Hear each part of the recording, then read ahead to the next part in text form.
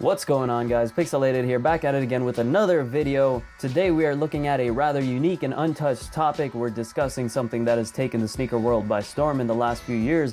And this is no exaggeration. Adidas Boost technology has really skyrocketed the brand into uncharted territory. 3 to 4 years ago, no matter where you went, you'd see a handful of Nike swooshes waving around every time you looked down as people walked by and nothing else. Fast forward to 2017 and not only do you see less of that, but you see subtle and more noticeable 3 stripes and a whole lot more. What were initially likened to shoes with a midsole that looked like a bed of styrofoam, the Adidas brand and sneakers have cemented their reputation far past the initial comparisons to styrofoam, however, and is now a staple in damn near every sneakerhead's collection. The springy technology made the runs and press almost everywhere and sparked a newfound interest into sneakers from people all across the globe, not just the regular sneakerheads that buy and collect sneakers or treat certain sneakers like grails. We saw a resurgence in the sneaker market that breathed new life into an otherwise mature and niche market. Never had I seen so many people I knew who could care less about sneakers before get into the market and be cultured about even the most limited drops. I, for one, enjoyed this phenomenon as it meant I had more people to talk to about sneakers, something that wasn't easy to do a few years back. This even helped create many, what I believe will be considered iconic collaborations with Adidas and huge celebrities like Kanye West and Pharrell, to name a few, both who have international audiences. Of course, Pharrell collaborated with Adidas prior to the Boost resurgence on their Stan Smith line. The point I'm trying to make is that the Kanye West designed Yeezy Boost 350 and 750, as well as Pharrell's Human Race NMD line, would 1. Not have been possible without Boost.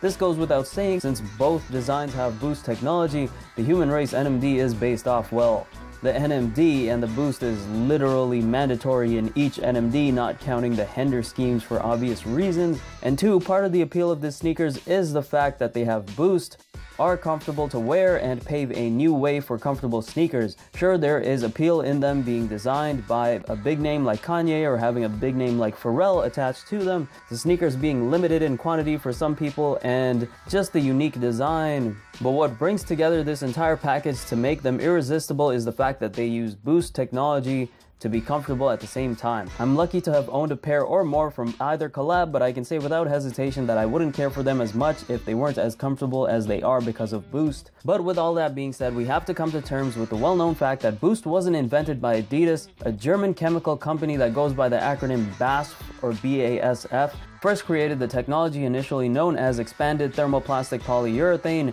That's its sciencey name. They named the technology Infinergy and licensed it to Adidas as Boost. This means that Adidas pays BASF or has paid them to use this technology and is dependent on them. This also means that the future is uncertain. Boost is not inherently exclusive to Adidas, and depending on how their licensing deal works, eventually if it ends, someone could outbid Adidas or work a contract with the company, and then their shoes will have Boost. Does that mean all the Boost heads will jump ship and move to Skechers Boost or New Balance Boost? At the end of the day, I don't know how likely that is, as I have no idea what the details of their licensing contract or agreement with BASF is, but it's something to keep in mind.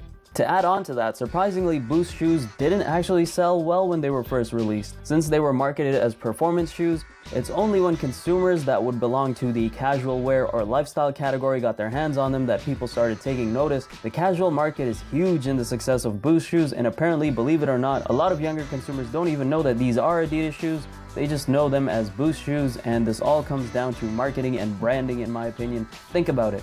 Oftentimes, these shoes are just referred to as Boost shoes. When you hear about Nike shoes with Air units in them, you almost always hear them being referred to as Nike Air, never as just Air shoes. This was great marketing on Nike's part that could have benefited Adidas had they taken the same route with Boost. I don't know if this has anything to do with the fact that Adidas doesn't entirely own the tech, but if they can put Ultra Boost on the heel of this shoe, why couldn't they brand Adidas Boost somewhere? And a lot of new Adidas silhouettes don't really brand the 3 stripes on the shoe as blatantly as Nike shoes do. You still have them on the Ultra Boost and NMD, but there are variations of the shoes that don't make it as obvious, such as the camo NMDs, which don't have the 3 stripes on them at all, Ultra Boost mids, which you can barely see them on, and even the Pure Boost ZG. Sure, this makes the shoe look better overall and will convince many aesthetic-first consumers to purchasing the Boost shoe, but it comes at the cost of less obvious branding for Adidas. finally, this should have been really obvious from the outset, and I thought about this really hard too when I first experienced Boost tech, but shoes with soft, comfy cushioning like this aren't actually good for your feet in the long run. Pretty much any new technology that has made our natural activities easier for us has made us weaker evolutionarily as human beings. Being sheltered in housing, for instance, caused our immune systems to take a break and weaken over time, making us more susceptible to airborne viruses and extreme temperature changes. Eating with cutlery instead of tearing the meat off cooked animal bones gave us overbites, and so on. We're naturally meant to walk barefoot, and with the advent of extremely soft Boost cushioning, our natural cushioning system is prone to degeneration, negatively influencing what is known as your gait cycle and eventually resulting in overpronation. If you don't know the negative outcomes that result from that, I suggest you look it up. This means that not only is Adidas dealing with the fact that they don't own the technology that brought them notoriety in the market, this technology might not actually be good for us as a whole.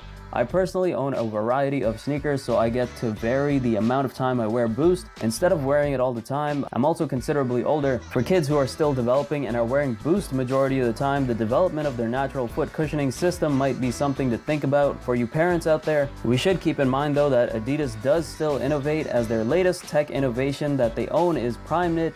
Sure, they experienced hiccups at launch for this tech due to its similarities to Nike's Flyknit, but I can safely say that Primeknit is far better than Nike's Flyknit. Not to hate on Nike, but Adidas really had that technology perfected, or at least executed better than their competitors. Their biggest issue really is that they don't own Boost, but to be honest, I don't really know how much of an issue it is for them. Their best-selling sneakers have been the Tubular Shadow and Stan Smith, neither of which have Boost, but it's the Boost shoes that brought them back to popularity. They've had marginal success with shoes that aren't Boost, like the Calabasas Power Phase, as it sold out immediately on release. However, that's about it. It'll be interesting to see how the Boost conundrum plays out for Adidas and if they overcome or tackle it well. With that being said, if you took anything from this video, please hit that like button. Of course, there is no point to this video if I don't get to hear your side of it either. Let me know if you think Adidas Boost is doomed or not, and please sub for more juicy content. Catch you later. Picsoleated, out.